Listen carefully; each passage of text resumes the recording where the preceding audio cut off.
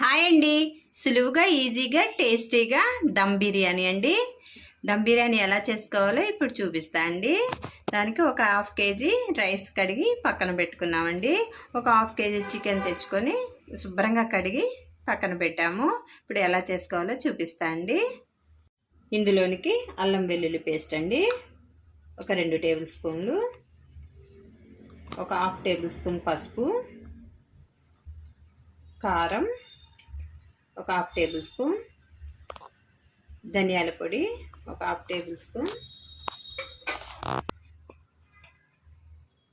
ఇది ఇందాక వేసింది ఎర్ర కారం అండి. ఇప్పుడుది స్పూనున్నర వేసుకోవాలి కారం. రుచికి సరిపడా ఉప్పు,